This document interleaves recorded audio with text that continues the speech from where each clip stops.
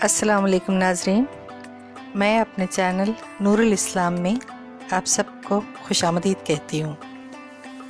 ناظرین، جیسا کہ آپ سب جانتے ہیں، اللہ تعالیٰ نے ہمیں راہ حق سکھانے کے لیے کئی پیغمبر اور اولیاء کو زمین پر بھیجا جو مختلف دور میں ہماری رہنمائی کرتے رہے۔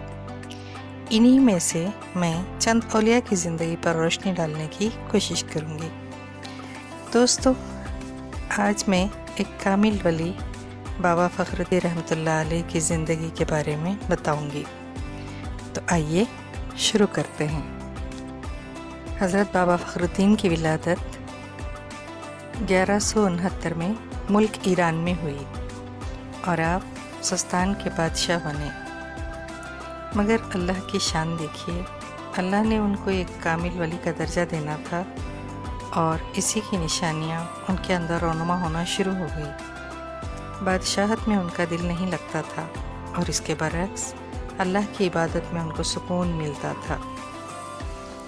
جب اس شوق نے زور پکڑا تو آپ اپنی والدہ سے رخصت ہو کر راہ حق کو پانے کے لیے ایک مرشد کی تلاش میں طویل سفر پر نکل پڑے، اور اس طرح آپ گھومتے گھومتے تامل ناڈو کے ایک شہر ترچیراپلی پہنچے۔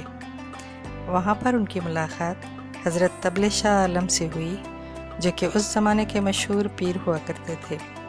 انہوں نے بابا فخر الدین کے علم کی پیاس اور دین کا جذبہ دیکھتے ہوئے آپ کو اپنی مریدی میں لے لیا۔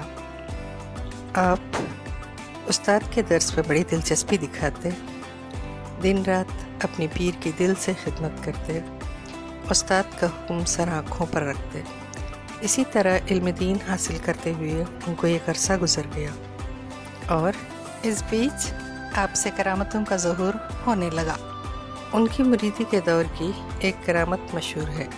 شاہ طبلِ عالم کا ایک مرید تھا جو کچھ سامان لانے کی غرض سے سمندری جہاز پر سفر کر رہا تھا۔ اچانک تیز ہوائیں چلنے لگیں اور سمندری طوفان نے جہاز کو گھیر لیا۔ وہ مرید پریشان ہو کر اپنے پیر شاہ عالم کو زور زور سے پکارنے لگا اور مدد مانگنے لگا۔ شاہ عالم اس وقت عبادت میں مشغول تھے۔ آپ نے پاس بیٹھے بابا فخر الدین کو دیکھا اور کہا، آپ میرے مرید کو مدد کر دیں، وہ التجا کر رہا ہے۔ استاد کا حکم تھا، بس پھر کیا تھا، آپ نے وہیں سے ہاتھ بڑھایا اور کشتی کو کھینچ کر کنارے پر لا رکھا۔ اللہ اللہ، اللہ والوں کی باتیں ہماری عقل کو حیران کر دیتی ہیں۔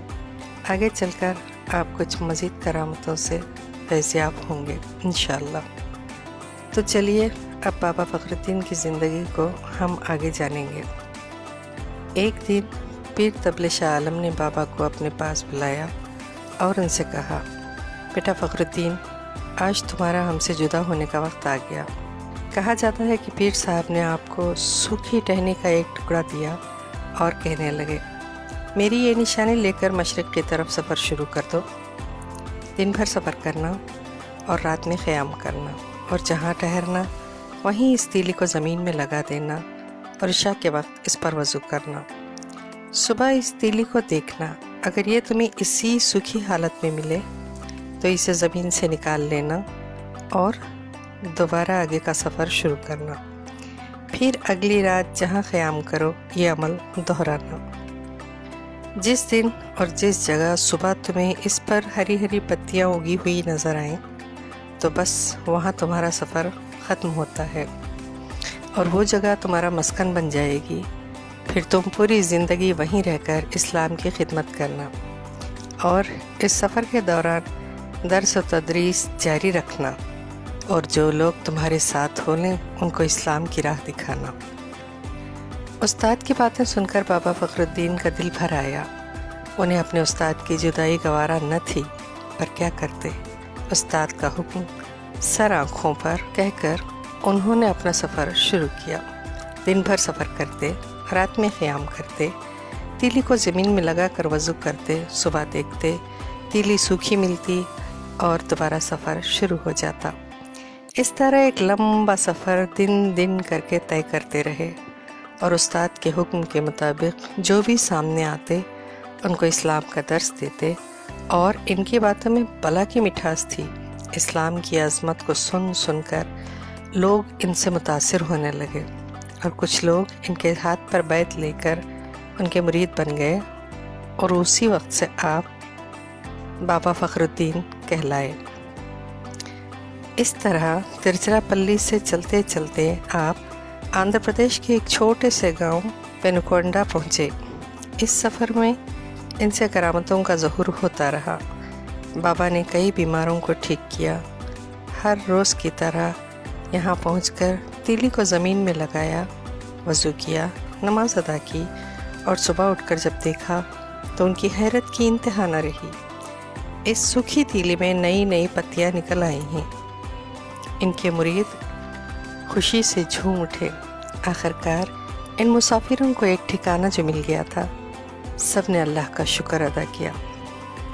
ناظرین، اب حیران ہونے کی باری آپ کی ہے، کیونکہ جس تیلی میں پتیاں نکل آئی تھیں وہ ایک پیلو کا پیڑ بنا، اور آج بھی 750 سال بعد صحیح سلامت ہرا بھرا ہے۔ اس پیڑ سے بھی بابا کی کرامت کا پتہ چلتا ہے۔